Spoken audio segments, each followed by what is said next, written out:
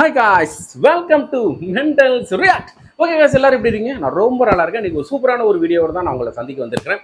S, நம்ம director Bala அவர்களுடைய வணங்கான் படத்திலிருந்து அஃபிஷியல் டீசரை வந்து இப்போ லான்ச் பண்ணிட்டாங்க.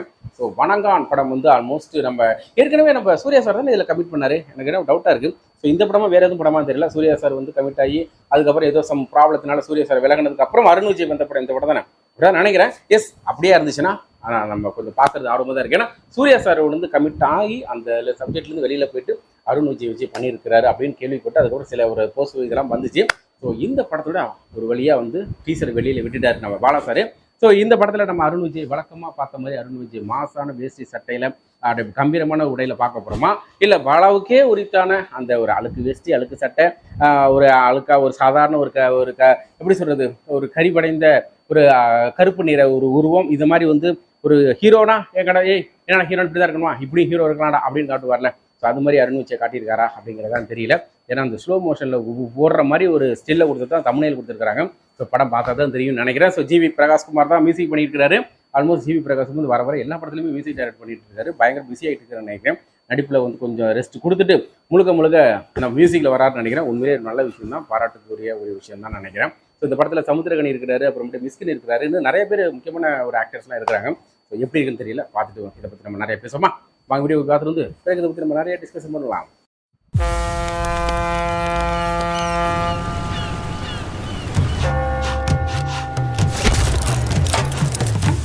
பாலாது நான் சொல்லலை.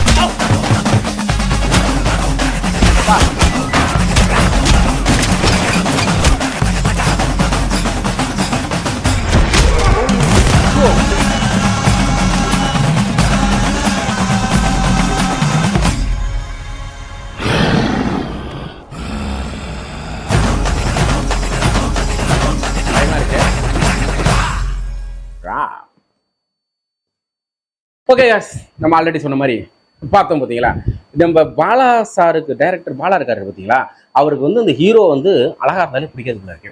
அதுக்கு என்ன பண்ணணும், அசிங்கமாக ஹீரோ தூக்கி உள்ளே போடலாம்ல. நம்ம ஜப்ளி மாதிரி அழகழகாக இருக்கிற ஹீரோ தூக்கி உள்ளே போட்டு அவரை வந்து அதை வேற மாதிரி காட்டி.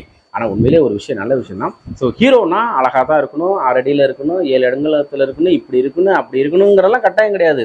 அழுக்கு வேஷ்டி கட்டிட்டு அழுக்கு சட்டையை கட்டிட்டு பட்ட தலையை வச்சுக்கிட்டு வெத்தலை பாக்கு போட்டு பல்ல வச்சுக்கிட்டு இப்படியும் ஹீரோ இருக்கலாம் அப்படின்னு காட்டுறதுல பாலா சார் அடிச்சுக்கிட்டு வேற யாராலையும் முடியாது நினைக்கிறேன். ஸோ ஒரு டைரக்டர்ல வந்து ஒரு வித்தியாசமான ஒரு எல்லாருக்கும் எல்லா ஒரு டைரக்ஷன்லையும் பார்த்தீங்கன்னா ஒவ்வொருத்தவங்களுக்கும் ஒரு யூனிக்கான ஒரு ஸ்டைல் இருக்கும். ஸோ பாலா சாரோட யூனிக்கான ஸ்டைல் இதுதான் அப்படிங்கிறதுல எந்த வித மனமாற்றம் இல்லை. வரப்படம் எல்லா படமும் இப்படி தான் வந்துட்டு இருக்கு.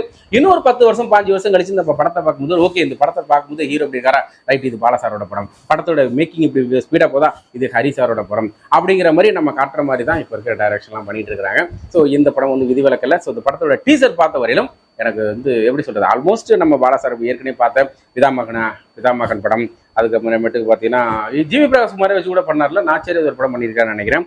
அதுக்கு மேலே வந்து நம்ம விஷால் அண்டு ஆர்யா, அப்புறமேட்டு அதர்வா, இப்படி எல்லா ஹீரோவும் சூர்யா, அப்புறமேட்டு சியான் விக்ரம், ஸோ இவங்க எல்லாருமே பார்த்தீங்கன்னா அவ்வளோ அழகாக இருக்கிற ஹீரோவெல்லாம் தூக்கி கொண்டு போய் அழுக்கழுக்காக காமிச்சு நம்மளை வந்து நம்மளை வந்து பயங்கரமாக பார்த்து விரும்பிக்க வச்ச ஒரு டைரக்டர்னு சொல்லலாம். ஸோ இந்த படம் மூலயமா வந்து பாலா சாருக்கு ஒரு திருப்பு முனையாக இருக்கும் அப்படின்லாம் சொல்ல முடியாது. அவர் ஆல்மோஸ்ட் ஒரு நல்ல டைரக்டர் அப்படிங்கிற ஒரு நேமோட அவர் கூட நடிக்கிற ஹீரோக்களுக்கு அடுத்தது அவர் படத்தில் நடிச்சுட்டு வெளியில் வந்துட்டாங்க அப்படின்னாலே அடுத்து வந்து அவங்க வந்து வேற லெவலில் போயிட்டு இருக்கிறாங்க.